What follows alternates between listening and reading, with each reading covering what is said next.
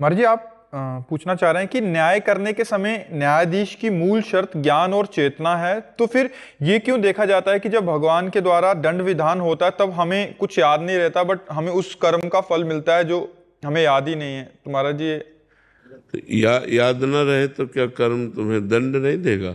तुम किसी का कर्जा लिए हो और तुम भूल जाओ तो तुम्हारी गलती है। तुम्हारी याद तो बहुत कमजोर है। 9 महीने माँ के गर्भ में रहे, याद है? 9 सेकंड की भी याद है? और इसी जन्म में तो रहे, माँ के गर्भ में रहे कि नहीं रहे? तो अपनी याद तो बहुत कमजोर याद है। हो तो तुम ही, शरीर बदल गया। अब पूर्व में कर्म तुमने जो किए हैं वो तुम्हें दंड तो भोगना ही पड़ेगा।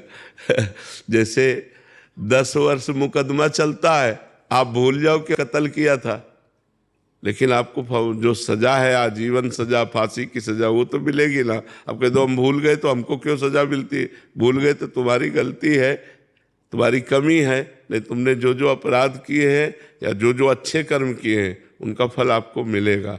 अच्छा, शरीर बदल जाते हैं। शरीर माने पोशाक।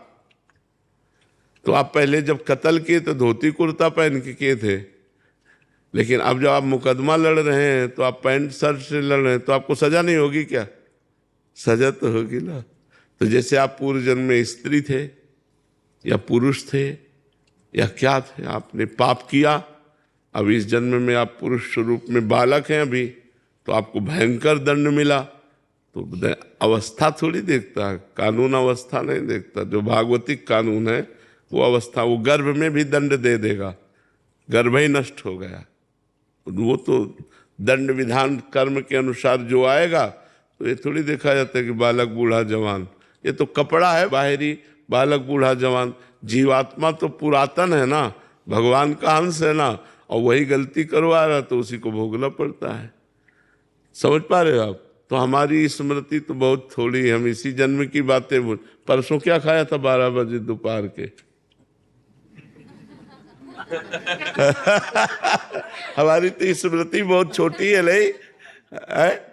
कि अगर हम अचानक पूछे, हम ही से पूछ लो ना कि आपने परसों दोपहर के क्या पाया था, सोचना पड़ेगा।